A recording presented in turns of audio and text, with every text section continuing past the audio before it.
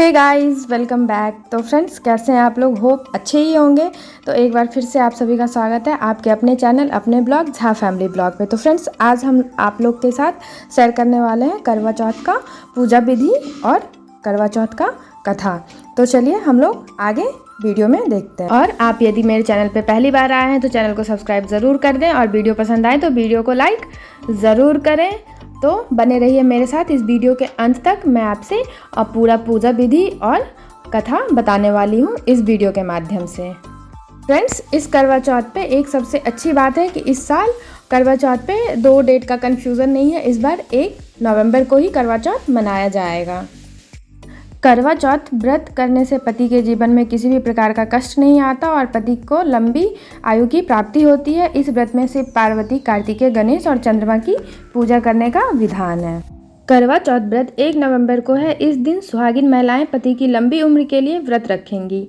करवा चौथ का हिंदू धर्म में खास महत्व है। पंचांग के अनुसार हर साल कार्तिक माह के कृष्ण पक्ष की चतुर्थी तिथि के दिन यह पर्व मनाया जाता है। इस दिन महिलाएं पति की लंबी उम्र के लिए निर्जला व्रत रखती हैं। इस पर्व में चंद्रमा का काफ़ी महत्व है। महिलाएं दिन भर व्रत रखकर शाम में पूजा के बाद चांद देखकर ही अपना व्रत तोड़ती हैं।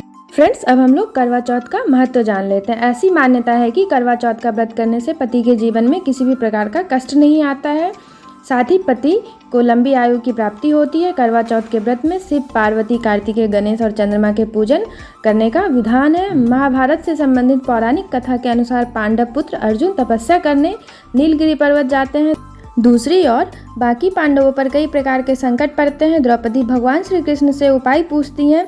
तब श्री कृष्ण कहते हैं कि यदि वह कार्तिक कृष्ण चतुर्थी के दिन करवा चौथ का व्रत करें तो इन सभी संकटों से मुक्ति मिल सकती है। द्रौपदी विधि विधान से सहित करवा चौथ का व्रत रखती हैं। इससे उनकी सभी कष्ट दूर हो जाते हैं।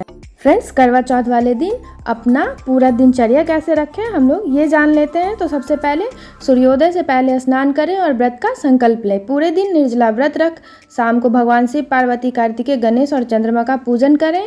उनके समक्ष लड्डू रखकर नैवेद्य अर्पित करें। 1 लोटा 1 वस्त्र और दक्षिणा समर्पण करें।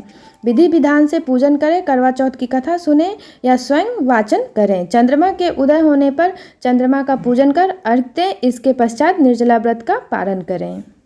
फ्रेंड्स, चंद्रमा को अर्घ्य देने टाइम पे रखें इन बातों का ध्यान।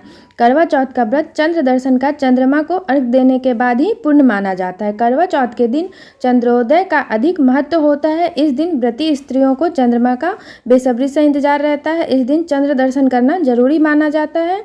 चांद को अर्घ्य देते समय महिलाएं चुन्नी जरूर साथ ले जाएं, जिससे अपने कथा सुनते समय पहना था। चांद को छन्नी पर दिया रखकर देखें और फिर तुरंत उसी छन्नी से पति को देखें। कहते हैं कि छन्नी में दिया रखने का रिवाज इसलिए बना क्योंकि पहले जब स्ट्रीट लाइट नहीं हुआ करता था तो महिलाएं चांद देखने के बाद छन्नी में दिया के प्रकाश से पति का चेहरा देखती थीं। अब कुछ ज़रूरी बात मैं आपको बता दूं तो सुहागिनों को इस दिन कुछ बातों का ध्यान भी रखना चाहिए।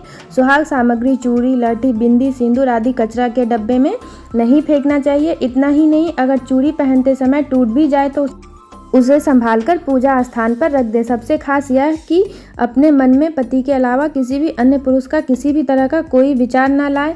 साथ ही इस दिन किसी भी सुहागन को बुरा भला कहने की गलती बिल्कुल भी नहीं करनी चाहिए। फ्रेंड्स, ये थे पूजा की विधि विधान। अब हम लोग जान लेते हैं पूजा का मुहूर्त। तो पूजा का मुहूर्त 5:36 से 6:54 तक है। अवधि 1 घंटा 18 मिनट है। करवा चौथ व्रत समय है 6:33 से 8:15 तक। अवधि 13 घंटे 42 मिनट।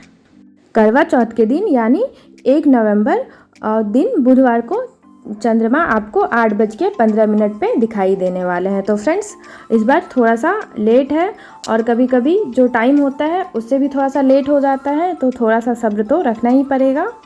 फ्रेंड्स, अभी तक हमने जाना कि पूजा कैसे करना है, पूजा वाले दिन क्या करना है। अब हम जान लेते हैं करवा चौथ पूजा की कथा। तो कथा कुछ इस प्रकार है। बहुत समय पहले की बात है। एक साहूकार के 7 बेटे और उनकी एक बहन करवा थी। सभी 7 भाई अपने बहन से बहुत प्यार करते थे, यहाँ तक कि वे पहले उसे खाना खिलाते और बाद में स्वयं खाते। एक बार उनकी बहन ससुराल से मायके आई हुई थी। शाम को भाई जब अपना व्यापार व्यवसाय बंद कर घर आए तो देखा उनकी बहन बहुत ही व्याकुल थी। सभी भाई खाना खाने बैठे और अपनी बहन से भी खाने को आग्रह करने लगे, लेकिन बहन ने बताया कि उसका आज करवा चौथ का निर्जला व्रत है और वह खाना सिर्फ चंद्रमा को देखकर उसे अर्घ देकर ही खा सकती हैं। चूँकि चंद्रमा अभी तक नहीं निकला है, इसीलिए वह भूख प्यास से व्याकुल हो उठी है। सबसे छोटे भाई को अपनी बहन की हालत देखी नहीं जाती है और वह दूर पीपल के पेड़ पर एक दीपक जलाकर चलने की ओट में रख देता है। दूर से देखने पर वह ऐसा प्रतीत होता है कि जैसे चतुर्थी का चांद उदित हो रहा हो।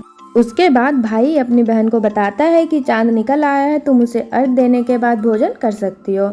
बहन खुशी के मारे सीढ़ियों पर चढ़कर चांद को देखती है, उसे अर्घ देकर खाना खाने बैठ जाती है। जैसे ही वह पहला टुकड़ा मुंह में डालती हैं तो उसे छींक आ जाती है, दूसरा टुकड़ा डालती हैं तो उसमें बाल निकल आता है और जैसे ही तीसरा टुकड़ा मुंह में डालती हैं खबर आता है कि उनके पति की मृत्यु हो चुकी है, तो वो बहुत ही व्याकुल हो उठती हैं। उसी समय उनकी भाभी आती हैं और उनको सच्चाई बताती हैं कि उनके साथ ऐसा क्यों हुआ। करवा चौथ का व्रत गलत तरीके से टूटने के कारण देवता उनसे नाराज हो गए हैं और उन्हें ऐसा किया है। जब करवा सच्चाई समझ जाती हैं तब वो निश्चय करती हैं कि वो अपने पति का अंतिम संस्कार नहीं होने देगी और अपने सतीत्व से उन्हें पुनर्जीवन दिलाकर रहेगी। वह पूरे 1 साल तक अपने पति के शव के पास बैठी रहती हैं, उसकी देखभाल करती है, उसके ऊपर उगने वाली सुई नुमा घास को वह एकत्रित करते रहती है। 1 साल बाद जब फिर से करवा चौथ का दिन आता है, उसकी सभी भाभियाँ करवा चौथ का व्रत रखती हैं। जब भाभियाँ उससे आशीर्वाद लेने आती हैं तो वह प्रत्येक भाभी से यम सुई ले लो, पिए सुई दे दो, मुझे भी अपनी जैसी सुहागिन बना दो, ऐसा आग्रह करती है। लेकिन हर बार भाभी उसे अगली भाभी से आग्रह करने का सलाह देती हैं। इस प्रकार जब नंबर आता है 6ठे नंबर की भाभी का तो करवा उससे भी यही बात दोहराती हैं। यह भाभी उससे बताती हैं कि वो अपने छोटी भाई की पत्नी से जाके ये सुहाग मांगे, क्योंकि सबसे छोटे भाई के वजह से उसका व्रत टूटा था, अतः उसी की पत्नी में ही शक्ति है कि वह तुम्हारे पति को दोबारा जीवित कर सकता है। इसीलिए जब वह आए तो तुम उसे पकड़ लेना और जब तक वह तुम्हारे पति को जिंदा ना कर दे उसे नहीं छोड़ना। ऐसा कहकर वह चली जाती। सबसे अंत में आती हैं छोटी भाभी। करवा उनसे भी सुहागिन बनाने का आग्रह करती हैं, लेकिन वह टाल मटोली करने लगती है। ऐसे देख करवा उन्हें जोर से पकड़ लेती है और अपने सुहाग को जिंदा करने के लिए कहती हैं। भाभी उससे छुड़ाने के लिए नोचती खसोटती हैं, लेकिन करवा नहीं छोड़ती है। अंत में उसकी तपस्या को देख भाभी पसीज जाती हैं और अपनी छोटी अंगुली को चीरकर उसमें से अमृत उसके पति के मुंह में डाल देती है। करवा का पति तुरंत श्री गणेश कहता हुआ उठ बैठता है। इस प्रकार प्रभु कृपा से उसकी छोटी भाभी के माध्यम से करवा को अपना सुहाग वापस मिल जाता है। फ्रेंड्स, जब करवा चौथ का पहला कहानी समाप्त होता है तो हमें भगवान के आगे हाथ जोड़ के कहना चाहिए, हे श्री गणेश, माँ गौरी, जिस प्रकार करवा को चीर सुहागन का वरदान आपसे मिला है वैसे ही सब सुहागिनों को मिले। इस प्रकार करवा चौथ का पहला कथा समाप्त हुआ। हम लोग एक और कथा देखेंगे। तो फ्रेंड्स, करवा चौथ की पूजा के दौरान करवा चौथ की कथा का पाठ करना बेहद ज़रूरी माना जाता है। इस साल के करवा चौथ पे बेहद दुर्लभ संयोग लग रहे हैं। करवा चौथ पर 3 शुभ योग का इस साल निर्माण होगा। शिव योग, सर्वार्थ सिद्धि योग और परिग योग के शुभ संयोग में करवा चौथ मनाया जाएगा। सुबह 6:32 से सर्वार्थ सिद्धि योग की शुरुआत होगी, जो अगले दिन सुबह 4:34 तक रहेगा। वही 2:05 तक दोपहर के समय परिग योग रहेगा, जिसके बाद से शिव योग की शुरुआत हो जाएगी। शिव योग अगले दिन तक रहने वाला है। करवा चौथ के दिन इस साल मृगशिरा नक्षत्र का निर्माण भी होगा, जो कि बेहद ही शुभ है। फ्रेंड्स, बिना देर किए हम लोग करवा चौथ व्रत की दूसरी कथा भी जान लेते हैं।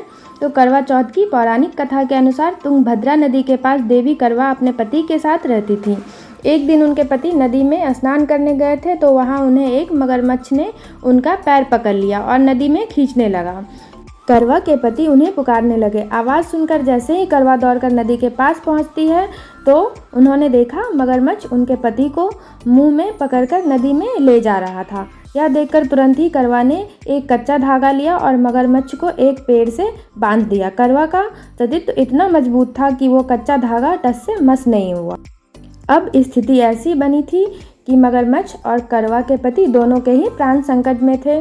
फिर करवा ने यमराज को पुकारा। करवा ने यमराज से प्रार्थना की कि वो उनके पति को जीवन दान और मगरमच्छ को मृत्यु दंड दे, लेकिन यमराज ने उन्हें मना कर दिया। उन्होंने कहा कि मगरमच्छ की आयु अभी बाकी है तो वो उन्हें मृत्युदंड नहीं दे सकते हैं, लेकिन उनके पति की आयु शेष नहीं है। यह सुनकर करवा बेहद क्रोधित हो गई और यमराज को तुरंत शाप देने लगी। तो यमराज ने उनके शाप के डर से मगरमच्छ को तुरंत यमलोक भेज दिया, साथ ही करवा के पति को जीवन दान दे दिया। यही कारण है कि करवा चौथ का व्रत किया जाता है और प्रार्थना की जाती है कि हे करवा माता, जैसे आपने अपने पति को मृत्यु के मुंह से वापस निकाल लिया था, वैसे ही मेरे सुहाग की भी रक्षा करना। करवा माता के द्वारा बांधा गया वो कच्चा धागा प्रेम और विश्वास का था। इसके चलते ही यमराज सावित्री के पति के प्राण अपने साथ नहीं ले जा पाए। दोस्तों, यही थी करवा चौथ पूजा की दूसरी कथा। हमने आपको 2 कथा बताया और साथ में पूजा विधि बताया है। जो भी हमें जानकारी थी हमने आपको सारा बता दिया, और आप भी अपना पूजा विधि और कथा जरूर सुने और अच्छे से व्रत करें और भगवान से आशीर्वाद लें, ताकि हमारे और आपके पति का हमेशा लंबा आयु बना रहे। फ्रेंड्स, आपको ये जानकारी यदि पसंद आई हो तो वीडियो को लाइक ज़रूर कर दें और चैनल को सब्सक्राइब कर दें और बेल आइकन दबाना बिल्कुल भी ना भूलें। आप बेल आइकन दबाएंगे तभी तो आपके पास नई नई वीडियो की नोटिफिकेशन आती रहेगी। तो हम लोग फिर से मिलेंगे नए ब्लॉग के साथ। तब तक के लिए बाय बाय। अपना ध्यान रखें, अपनों का ध्यान रखें, स्वस्थ रहें, मस्त रहें। हम लोग फिर से मिलेंगे। तो आप सभी को हमारे झा फैमिली की तरफ से करवा चौथ की हार्दिक शुभकामनाएँ।